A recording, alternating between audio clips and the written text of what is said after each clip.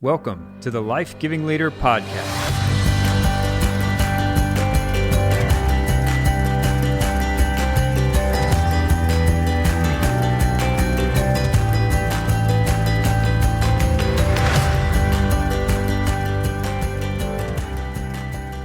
Hello there, and welcome back to the Life-Giving Leader Podcast. I'm your host, Tyler Reagin.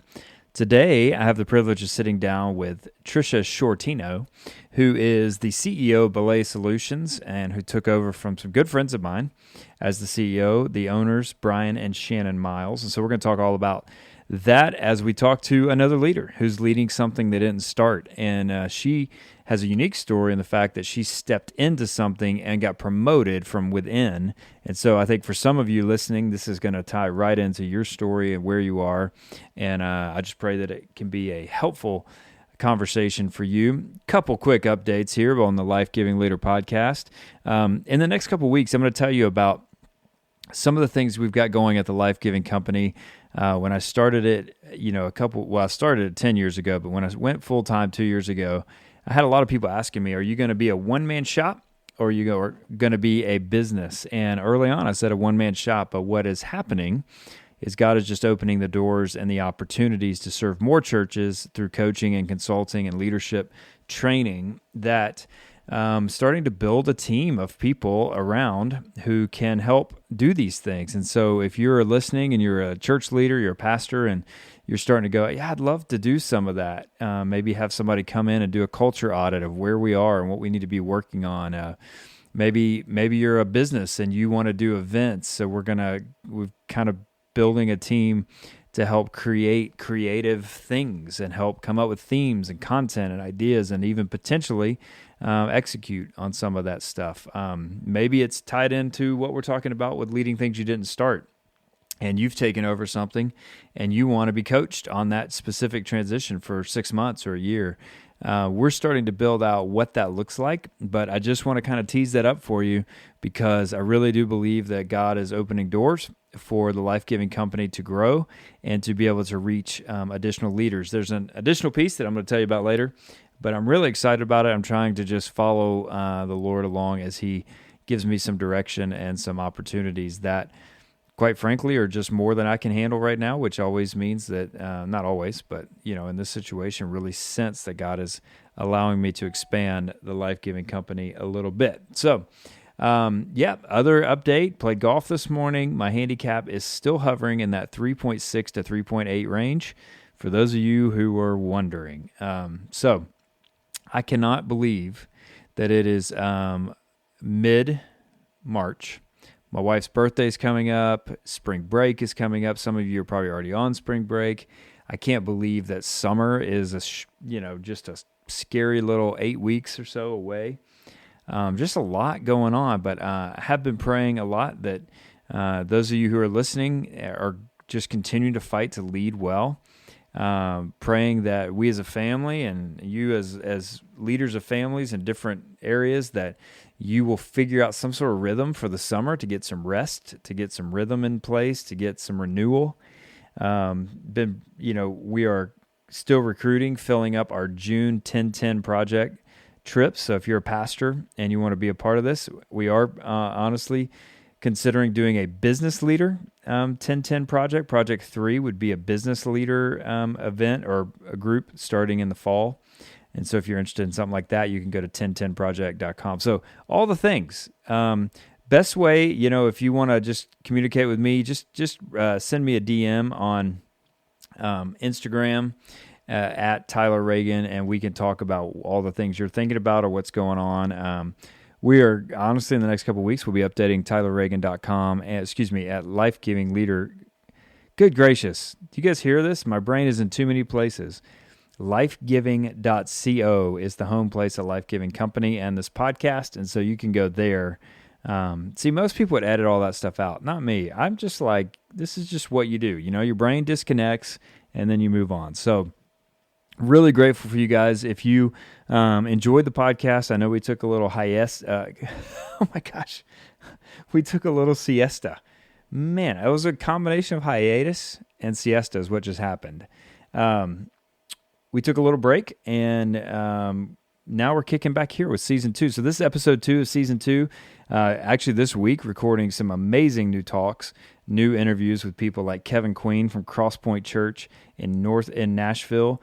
Chris Durso is going to be on here talking about taking over his church, Brooklyn Tabernacle, from his dad. It's a fascinating conversation. So be on the lookout. These next 2 weeks, every other week, we're going to be releasing a new season 2 episode, and this week is no different. So I was really excited. As you guys know, it's really important to me to profile women in leadership and women who are leading really well.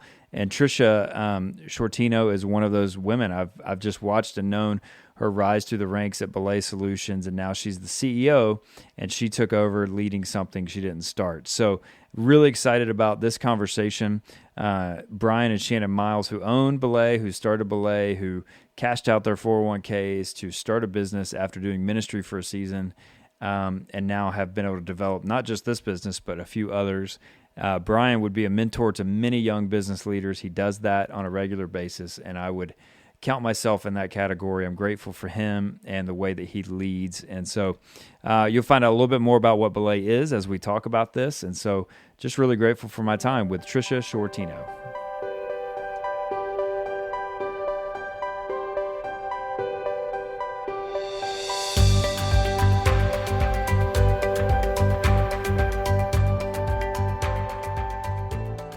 Well, welcome back to the Life-Giving Leader podcast. My name is Tyler Reagin. I'm your host today. And today we have Tricia Sciortino. Did I do that correctly? That felt did it. Good. Thumbs up. Just came right out.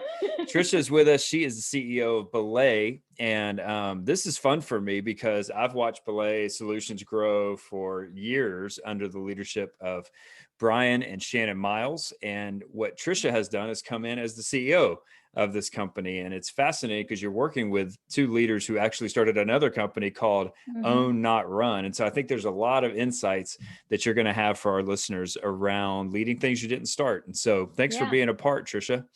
Yeah, I'm excited to be here. It's been a journey and lots of life lessons along the way. So tell us for those that don't know you, first tell us a little bit about Belay. Well, actually, you can get there in a second. Just kind of get us up to speed with how you got to where you are now.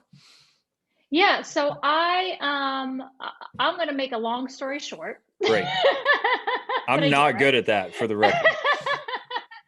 My career started in retail management. I was leading teams of people in retail world and decided that was not for me. The grind was killing me and I wanted to be a present parent. So I left that job and I stumbled upon the opportunity to work with Bryan Miles, who is the owner of Belay. Bryan and I worked together at a former organization. And one day he kind of came in and said, hey, I'm starting this company around virtual staffing solutions. You know, I think people are looking for great talent that don't need to live in their neighborhoods. We can help them source talent remotely. And that was 10 years ago. And 10 years ago, that was a unique perspective to have. And after I got over thinking he was crazy, I also thought it was brilliant. So he said, hey, we're going to go on this journey. Want to come? And I said, well, you go, I go.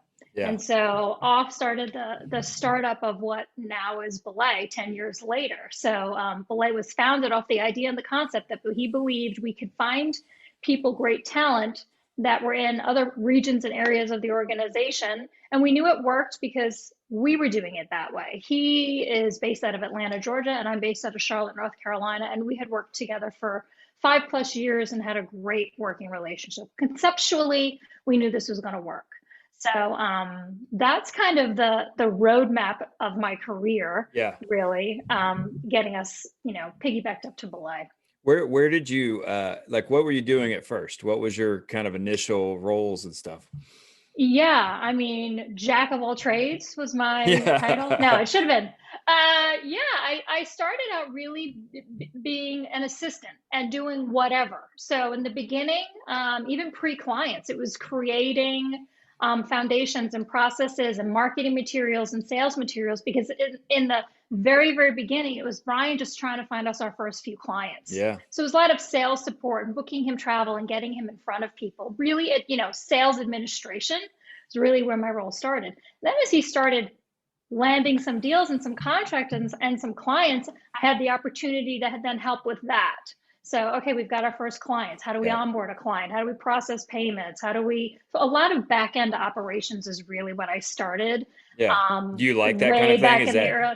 That's my jam. okay? I mean, that is my jam. I'm a process Yeah. operator, We love people like you. All of us that personality. do not that do that well, we're so thankful for people like you. Yeah, that's my jam. That's fun. So you just kind of kept just growing with the business, and then Kept growing. So yeah, then we're like, oh, we need talent for all these clients he's selling to. So then I started going, well, I guess I better go find some talent. So we were kind of doing so then I was recruiting, in the beginning it was our friends and our neighbors yeah, and people we knew in our network, like, hey, want to work remote? So I wound up, dipping my toe into talent acquisition by default. And so it started with doing a little bit of everything, which I think any startup out there totally sure. understands. Any entrepreneur, you're kind of wearing all the hats in the beginning. So I had the opportunity to wear all the hats over the first few years. We were growing out of necessity, really. Yeah. Yeah. So when Yeah. did you guys start, or maybe when did you feel like, you know what, maybe there's a path for me to be the CEO? Or maybe, I mean, was that in your thinking at all? Or was it just kind of, were there intentional succession conversations, or did you just kind of, it just kind of happened? Yeah, not in the beginning. I Yeah. actually never thought I would be CEO. Actually, there's a story, and Bryan will listen to this and chuckle. It was probably 3 years, maybe 4 years ago. He asked me what my goals were, my career goals and my goals, and I told him I wanted to be CEO of Belay, and he said, "I'm CEO of Belay." And I'm not going anywhere. Right. So I rightfully kid and tease him a little bit that, there was never necessarily a vision or for either of us Right. Right. that I would one day be CEO, but I still aspire to it. I still aspire to be the best at the time Yeah. COO I could be, and really looked for opportunities for him to um, give me more responsibility, even as COO, Yeah. which organically turned into an opportunity where he said, well, you know what? I mean, you could be CEO. I mean, you're doing all these things. So I always was kind of looking for the next thing I could take off his plate. Yeah. A, because I just love being challenged and I love to do new things. And B, because I felt like my job was to relieve my leader all the time. I was always looking for ways with which I could serve them by taking things off their plate. Yeah. So it was a win-win. He had the opportunity to kind of relinquish responsibility, and I was wanting it. Yeah, that's great. So you and I have a similar story in the sense of we went from 1 or 2 weeks eh, time period where we went from being a part of the staff to leading Mm-hmm. the thing we didn't start. And I remember I read about this in the new book, but I was driving, just going, okay, this is different. Like I Mm-hmm. have to think a little bit differently. Were there 1 or 2 things that you can remember driving in that day or that first few days on the job where you were like, I just want to remember this value, or I want to focus on, 1 or 2 things these first few days, that just because there is a pretty big shift, Mm-hmm. not just for me, but for this team. What take us back to that moment for you? Yeah, I think that I felt like I wanted to live up to the expectation he had of me and that the team had of the organization. So I wanted to continue to live out the values and the principles that had been built over the 10 years prior to me being CEO. I felt like my focus was on continuing thing, not Yeah. changing things, not right, oh, we're going to make a sharp left turn here, things are going to be different now, but really to let it continue to breathe and live on, to accelerate our core values. So really being super mindful that I was showing up in a way that was not abrupt or not different, Yeah. that Belay still felt like Belay. And we had the same core values, we had the same mission and the same vision. Now, the way I may have communicated those visions and those core values, I might have used a few different words than Sure. Bryan and Shannon would have used, but it was at its core the same company. Yeah. Did you feel like there was a time that, like a time period in your mind where you're going, maybe there's a thing or two I want to tweak or change? Uh, how did patience play into this process for you as kind of putting your stamp a little bit on that leadership role?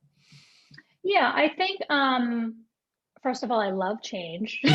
So I So you don't almost know had how to to pull I yourself don't back a know how little to bit, not didn't change. you? Yeah, so holding myself back is a constant thing. Right. But yeah, I was probably not even a month in, and Bryan was very encouraging to say, you know, you do this your way. You do this your way. So, he and I would talk and he would advise me and I would ask Yeah. him, his advice on certain things. And he's like, what to, you do you. This isn't the Bryan show anymore. Like, I was very encouraged and empowered to make the decisions I felt were the right decisions, to say the things I felt mattered, and to Yeah. lead the team in a way that I felt was best for the organization, which was, of course, slightly different because I am uniquely me Right. and he is uniquely him. So he was very encouraging and empowering to me to do it my way. And Yeah. so I And felt very comfortable, you know, doing so. that's such a good thing though. Like a lot of people that are in this position, the person they're replacing isn't still around. The person they're replacing was good or bad. Like it's, there's a multitude of those versions. And to have Bryan and Shannon still in an advisory, a board member role, a care for this, it's interesting. But that also has to play into a little bit of fear, maybe a little bit of, you know, uh, people going, yeah, but you're not Bryan, like, or whatever. Did you have any of that as you walked in? Any trepidation of like, gosh, he's still there. I still, obviously you want to honor him and you want to respect him, but you want to be you too. And I love that he encouraged you towards that. Did you walk in with Yeah. any insecurity when it came to that? Yeah, I think that in the beginning there were, a handful of people that were used to, or that would pose the question, well, what would Bryan say? Or Yeah. what would, they would maybe contrarian my decision or my perspective and say, well, and some people would actually go around me and ask them. Because, sometimes corporate Right. politics play out. But he was I always like how great. you And say that kind of in a yeah, side voice. sometimes, that Sometimes happens. that's there. Sometimes it's just a thing. But he was really great in saying, whatever Tricia says, circle back around to her. Yeah. What did she say? And he's always been that way in my career and the journey that I've been, even over the last 10 years, whatever role I was in. He always was very supportive of decisions I was making Yeah. in the seat I was in. We would have, even clients reach out. They wanted to talk to the CEO or the owner. They wanted to go right to the top of the org chart because they were having an issue or a problem, however that happens. And he was always very honoring to say, I stand by my team and the Yeah. decisions that they make. Yeah. So he really had our back. So that's kind of a phrase he uses. If you talk to him, he'll say, "I'm in your corner. I've got your back," and he really does. Yeah. So there's definitely wind in my sails, if you will, because I always felt like whatever happened, whatever decision I made, he was going to support me, even Yeah. if I fell, even if I failed. But that's part of it, right? It's part of Yes. that Yeah. trusting. So Yeah. you probably had colleagues that were peers. Now all of a Mm-hmm. sudden they work for you. Did the dynamic get interesting at all for any of that relationship? Yeah, I think that is always something we talk about. That's an interesting situation for anybody at any level. Yeah. Even when if you have an employee that becomes a manager and that is Right. leading people, their teammates. So for me also, there's definitely some work to patience in that area particularly. Yeah. So one of my peers who I've worked with here for a very long time was extremely proud of me, very congratulatory. um no, I never thought I'd be her boss, and she never thought I would either, but Right. she's been a huge supporter and fan of mine, which has been great. So it's made the transition way easier, and it's definitely been very transitional. Yeah. Where I didn't show up on Monday, and all of a sudden I was like, okay, I'm your boss now. You know, it's like we're going to work together and alongside each other, and we each have our own responsibilities, and we're gonna focus on what's best for Belay Yeah. and So not if you let titles and hierarchy kind of get in the way. That's good, and that might play into your answer for this next question. So if you were advising someone who you had a unique situation because you'd been there for a long time, you were promoted from within.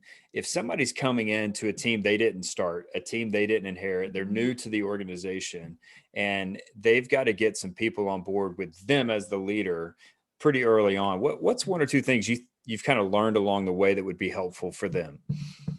Yeah, the first thing I would say is insert yourself in a way that is to learn. You know, palms up, come asking lots of great questions and seek to understand what currently is happening. You know, understand the foundation of what that department is. You know, Yeah. if you're coming in and you're going to lead the sales team or whatever, okay, come in, ask a lot of questions, be there to learn and be educated, absorb all the information and take it all in first. Yeah, you have to, um, right?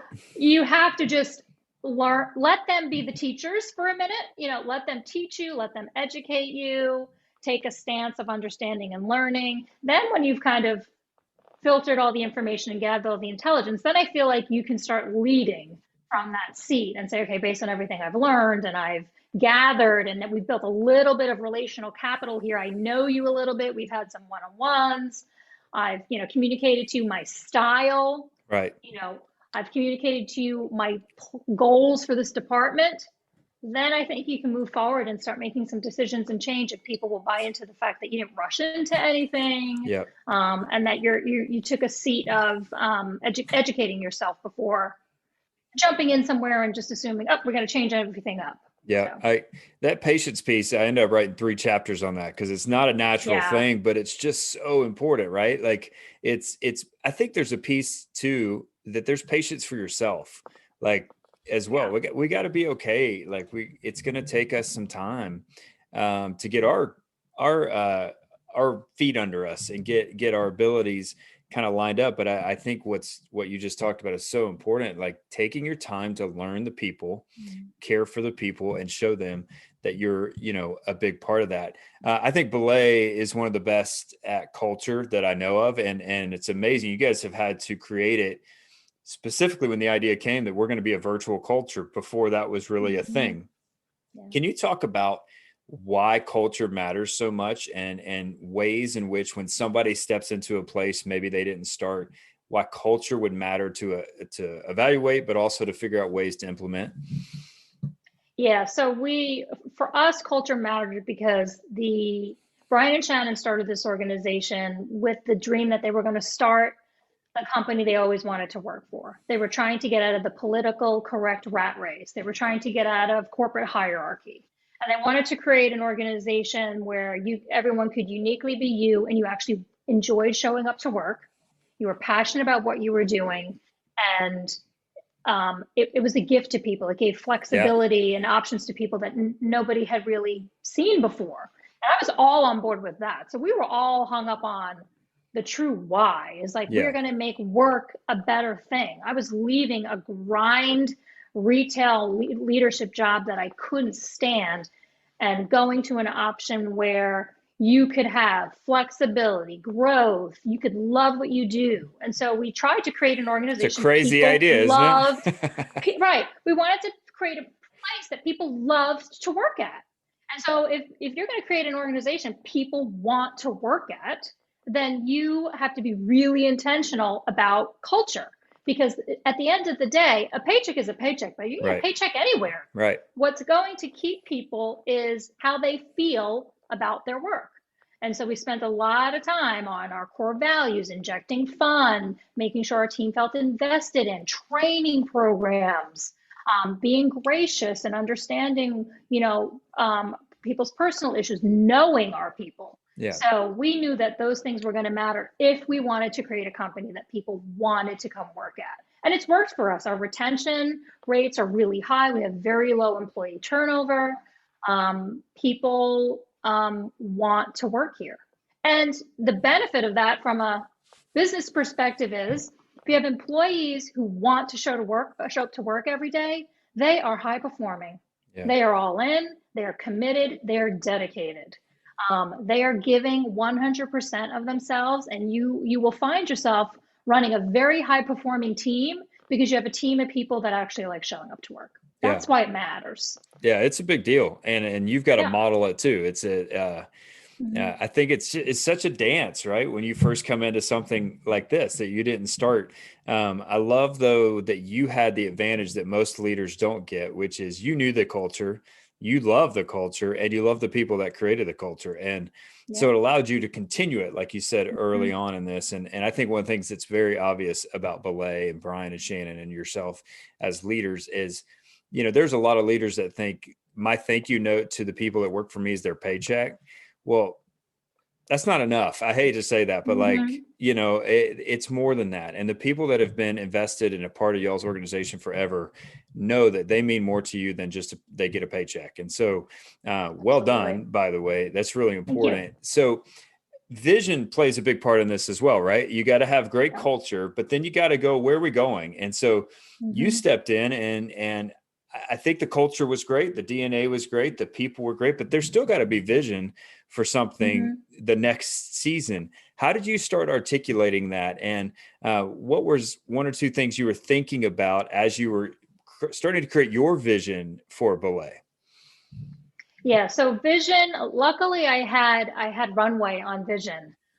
I had been given the opportunity for a few years before I became CEO to really be the one casting vision for Belay's growth. Yeah, So I've kind of owned the messaging around a COO. I owned the messaging around our annual goals, our KPIs, what Belay was going to be accomplishing at any given year. So that was a great framework and groundwork for me, is really just starting with owning like what do we expect for this year.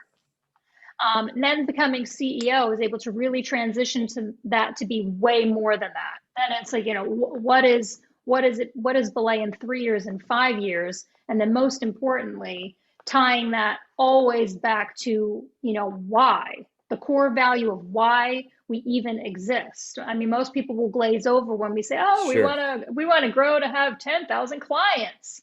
That's great, but what does that mean for them? Right, right. What the team cares about is we want 10,000 clients because, first of all, it allows us to employ 10,000 virtual assistants in America who are looking for jobs, and we can help the unemployed or Yeah, underemployed population by providing jobs and work for people who want to work from home. And that's a very compelling mission we're on. And as we grow and the organization grows, that gives us all opportunity to grow personally and do more. So if you have career goals that you want to be in leadership, you have career goals, you want to go run a training department, like there are opportunities for us all here as the organization grows for us to grow. yeah. So always reminding everybody, it's not just about we want to serve 10,000 clients, but tying it all the way back to why we're even trying to serve those clients.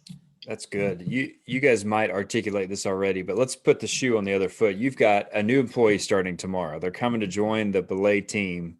What's one or two things you would say to them that says, "Hey, you're coming into a thing that already exists. You're inheriting some influence that we have."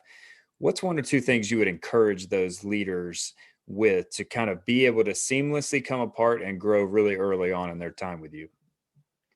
Yeah, I would say that a couple things. First and foremost is like I said, be a learner, sit back and go through training. We Yep. have a very robust training. We actually don't have an expectation of you doing anything. Your kind of first 30 days get Okay. assimilate and know the For people. 30 And that, days.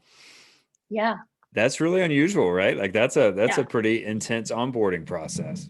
Yes, we have one of our team says to me whenever I meet with our new employees, because I still take the time to meet with every new employee. Yep. Um, they say to me, "Gosh, this has been the most amazing training program I have ever gone through." And it's like, we are not messing around. Right. We want to make sure you know your business so you can go out and serve our clients That's beautiful. confidently with the education and the background and the resources you need to go and do your job. Yeah, that's great. Very vested in training here at Yeah. Belay.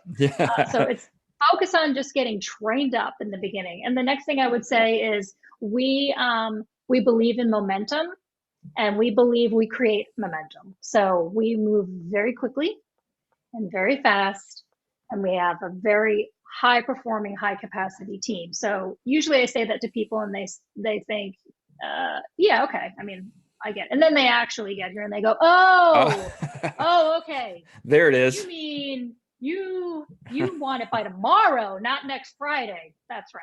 Yeah, So we momentum breeds momentum. I love So that. we moved swiftly, we work quickly.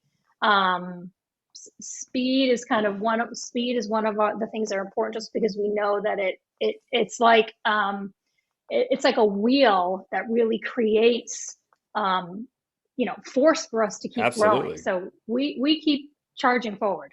That's great. So take yourself back to your early 20s. If there was something that you know now that you just wish you could deeply implant into your leadership journey early on, what would that be?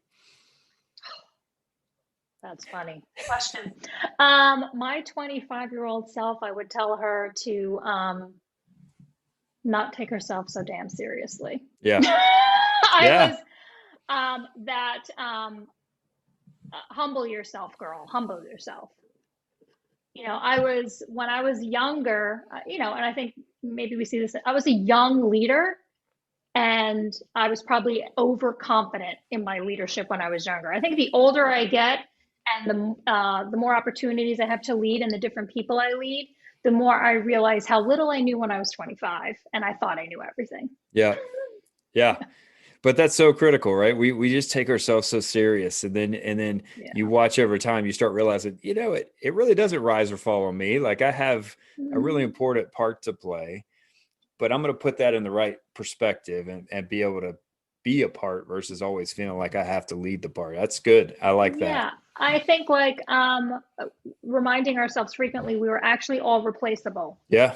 Seriously, even me, a CEO, another Right. CEO can come run this thing and do just as good a job. Like, we are all replaceable. So be mindful of the wake you leave and be a good steward of the opportunity while you have it, because it won't last forever. Oh, love it. Okay. I got 3 lightning questions for you. You ready for this? Okay, I am. All right. Favorite food? Oh, pizza. Yeah. Like, is there a specific spot? Brooklyn Pizza, which is the Brooklyn Pizza by my house. Actually, my daughter works there. No way.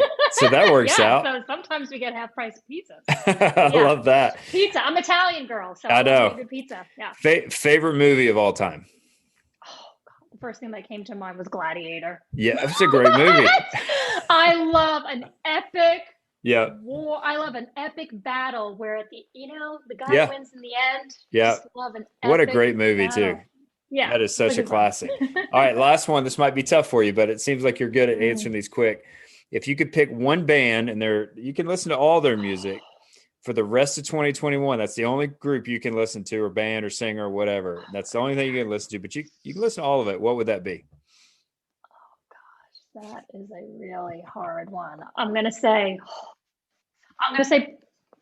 Post Malone. You were so nervous, like you're like I don't want to say it. Honestly, the first thing that came to mind was Pearl Jam. Yes, that's great too, though. Listening to Pearl Jam, but Pearl Jam has like 57 albums. I mean, you could really stretch it out, listen to Pearl Jam for a really long time. But then I'm like, I don't really listen to Post Malone and Pearl Jam are a little different, Tricia. I don't know if you know that. They're very different. But I'm currently on the hip hop wagon. I think Post Malone's awesome. I love a good hip hop rap. Like I'm feeling posty. Yeah. So if people want to kind of keep up with you, Tricia, or obviously learn more about Belay, what's a couple of ways that they can stay in touch? Yeah, you can head to Belay's website, belaysolutions.com. You can find me on Instagram, Tricia M. Sciortino, where I'm posting about Belay, I'm posting about life, I'm posting about being a mom with a career and teenage daughters, all the things. And LinkedIn, Belay on LinkedIn, and also myself, Tricia Sciortino, on LinkedIn. That's awesome. Well, it's great having you, and I know that Bryan and Shannon would equal this response, but you've done a great job. I've watched it from a distance, and it's not an easy thing to step into great leaders' seats, and you've done it very gracefully and humbly, and you've done a great job of leading that organization. So great job, and thanks for being a part of the Life Giving Leader podcast. Thank you for having me. It's been a pleasure.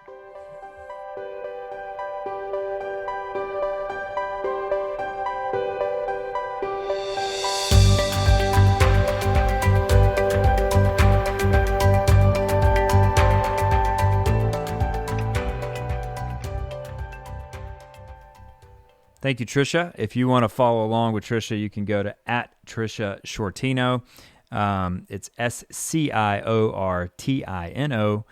But you can also follow along. BelaySolutions.com is the best way to keep up with that and find out more. If you need a virtual assistant, which this day and age, man, who doesn't need that? And they are so good at what they do. It's unbelievable.